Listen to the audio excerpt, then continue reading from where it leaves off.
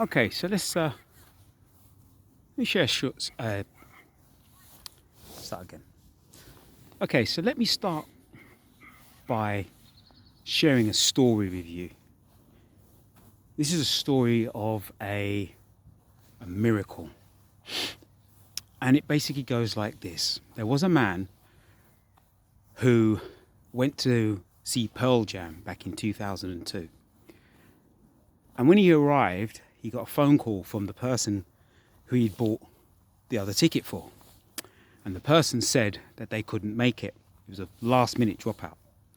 So this man walks up to a security guard and says, "My date has told me that they can't come. So could I give you this ticket because you look like a worthy person? You can sell it and give it away. You could do whatever you want to do." And he handed the man the ticket. So the security guard said, "Right you are, governor." A few moments later, a ticket tout walked up to the security guard and said, "Did that man just give you a ticket?" And the security guard said, "Yes." He said, "Give it to me." And the security guard looked at him funny and went, "What's in it for me?" And the ticket tout just looked at him blankly. And the security guard then said, "That's what I thought." Went about his duties for that day. And as the evening progressed and the patrons started to turn up and were millioning out and the queues were forming and everything else, the security guard noticed one particular person. And this guy was walking up and down, left and right, all night long. And the doors opened eventually. The warm-up act was on stage. And this man was still walking to and fro. He went down the left-hand side of the building, was peering through the gaps in the door where the fire exit doors were. Then he walked back around the other side. And the whole time, the security guard was following him. And then eventually, when the man walked back out into the front of the building, the security guard went up to him and said, "Excuse me, sir, but have you lost something? Are you... Because I see you walking up and down, and I'm a bit puzzled by it because your behaviour is a bit suspicious." And the gentleman said, "No, it's nothing like that. It's just that I know I should have bought a ticket months ago because I knew they were coming to town and they're my favourite band, and I didn't buy a ticket. And I just spoke to the ticket tout over there, and that's too much money for me to pay." And the man said, "Oh, I see." The security guard said, "Oh, I see." And the man said, "Yeah." He went, "Right." And the security guard said, sorry, the man said, that's it, the man said, "And besides, it's going to sound really crazy for the reason why I came down here." And the security guard said, "What do you mean by that?" And he went, "Well, like I said, I know I should have bought a ticket, and I never bought a ticket, and I'm sitting there at home, and something told me to come down here." And the security guard looked at him puzzled and went, "Let me get this straight. Are you saying that you were sitting at home and something told you to come down here, in spite of the fact you didn't have a ticket?" And the man said, "Yeah." The security guard said, "How far have you come?" The man said, "I've come all the way from Acton." Mind you, this concert, to my knowledge, was happening at Wembley. And the man said, security guard said, "So let me get this straight. You're sitting at home, this voice came into your head, and you decided to yourself to come down here?" And the man said, "Yeah." The security guard said, "Phew. Wow, that's amazing. It's a good thing you listened to that voice." The security guard reached inside his jacket and handed the man the ticket. The guy was gobsmacked. He was completely freaked out. He was like, is this for real?" The security guard said, "Yeah, it is. It is for real." He went, "So what, do you want some money?" He went, "No, I don't want no money at all. I'm just amazed that you listened to that voice. Because most people would have had that voice into their heads and gone, I ain't going down there. Nothing's going to happen. But you did. You deserve this. Really? Said the man. Yes, said the security guard.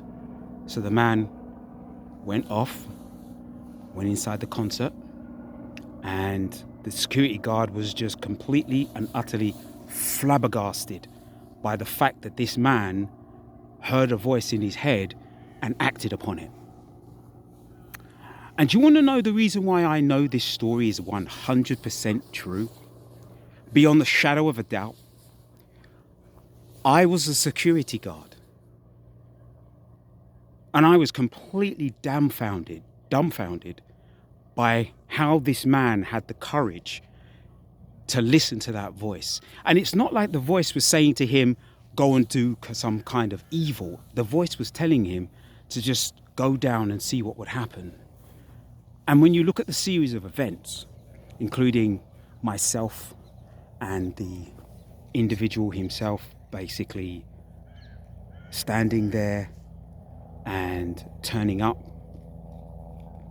and him being just trusting the universe and going down there, and me being given this ticket, and the man saying, you look like a worthy person of being like doing the right thing. Who was I to mess with the universe's kismet, cosmic, whatever you want to call it? Who was I to mess with that? I mean, as far as I'm concerned, I was part of a miracle. Because if that guy had not listened to that voice in his head telling him to turn up, he might have just sat there and I would have just had that ticket in my pocket just doing nothing. But he listened to it. And I think sometimes we assume that life is all about a miracle happening involving millions or billions of pounds or something like that. But providing the voice in your head is not telling you to do evil, maybe that instinct, maybe that little gut feeling is something positive. And I'm not saying you should definitely go with it, because the thing that it could be telling you is not to do anything. And sometimes it could be telling you to do something. So when people talk about having a hunch and acting upon it, maybe, just maybe, it's the right thing to do. Because let's face it, he's got a story that he can tell people. And I've got a story I can tell people. And I've never met this guy ever since. And maybe he has told this story. And maybe you know the person that knows that story. Maybe you know the guy that received the ticket. But I don't know. But I haven't seen him since then. But yeah. You never know. You may be just a little bit a part of a miracle. So in life, every once in a while, be the miracle instead of the person who believes that miracles doesn't happen. Sometimes you're the exact thing that enables a miracle to actually happen, rather than be the person that does not allow a miracle to happen, if you see what I mean. Because that's what life's all about sometimes. Little miracles that happen where we trust in the universe, but at the same time, the universe sometimes blesses us with things that we don't really fully understand. I say the universe, but what I mean is agape, which also means love. And we all know what love is in its purity. So yeah, an amazing story that I thought I'd just share with you. It's a story that I've often told, and I think it needs to reach a larger audience. So yeah, that is a true story of a miracle, you know what I mean, that I was a part of. And for those of you who don't really understand that, and you might sit there and think to yourself, that's just like somebody talking about stuff.